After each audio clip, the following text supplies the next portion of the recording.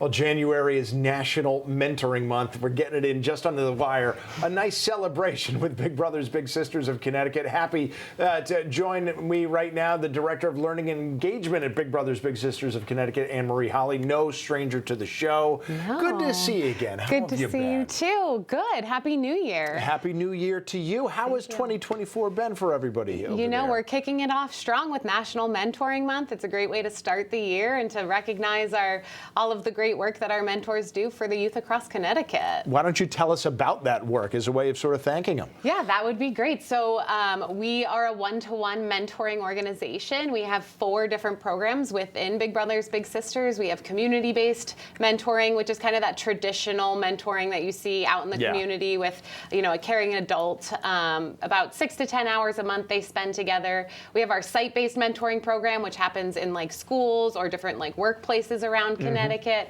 That's a facilitated program, so mentors come in. We have a staff member there who kind of helps them engage in different activities with their mentees. Right. We have our foster grandparent program, which matches low-income seniors with young people, like 3 years old all the way up to 3rd grade in the schools, and they get to work on different skills with them. And then our Big Futures program, which extends our community-based mentoring all the way up to age 26. So a lot going on, a lot of opportunities for volunteers to come into the program. And a lot less of an opportunity for those young kids to age out of the system, just to be able to get them help all the way into their adult years. That is wonderful. I know over the years we've had you on, we were all so worried about what the pandemic and that isolation was going to do to mentorship levels, making it harder when everybody's wearing masks and socially distancing to have that one-on-one relationship. Thankfully, those times are mostly behind us.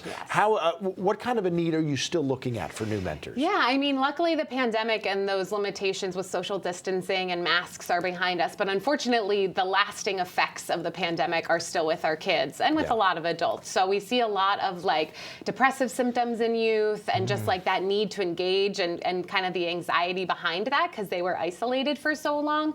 So it's just such a great opportunity for an adult in the community to help that young person learn those skills, to become more confident in themselves, to teach them how to be friends with their peers and the interactions they should have and build those really strong relationships. But it's such a great need. Since Halloween, we've had 200 inquiries of children in Connecticut. Yeah, which is great, but we need those volunteers to be able to serve them, And that's why we're going to get you here. The kids need help, we're going to get it. I know a lot of these interview segments we do with you is kind of breaking down the barriers that I'm worried a lot of possible mentors have out there. We've talked about the time consideration, people thinking I don't have a lot of time. Well, I want to touch on that too, but what would you say to some people out there who think, I just don't know I'd be a good mentor, like I'm not qualified? Well, I tell them there are no qualifications, you know, if they have a want to interact with a young person, to change a person's life, that's really all you need. We have mentors that come from all different types of backgrounds. We really want our mentors to reflect the youth that we serve. We want them to have the same lived experiences, to have different types of stories that they can bring to the table. You don't need a degree. You don't need to have a certain job. You don't need to be a teacher. Like I said, you could just be a caring adult that wants to impact a young person's life. We do a ton of training too. And we have staff members that are constantly in contact with the bigs, the littles, the families, to make sure that everybody is pleased with the relationship and ready to go. I just love looking at the pictures, Annemarie. I'm sorry, I'm not even looking at you while you're talking. I'm looking at all the pictures that all of you are looking at too. Lastly, a gala coming up, right? Yes, we do. We have a gala coming up on March 9th at the Farmington Polo Club.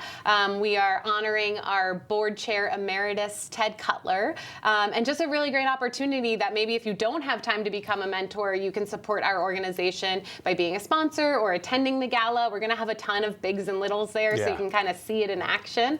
And yeah, it's a really exciting time for our organization to be expanding and making sure all the kids in Connecticut get what they need. Yeah, and having seen those galas in the past, it is wonderful because you get to see firsthand, like you were saying, with the bigs and littles there, they talk about what it means for them.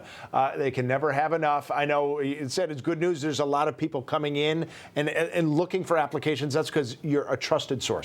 Big Brothers Big Sisters of Connecticut is always such a great organization. Happy to help you guys out again in any small way we can. We appreciate it. Annemarie, thank you so much. Thanks so much.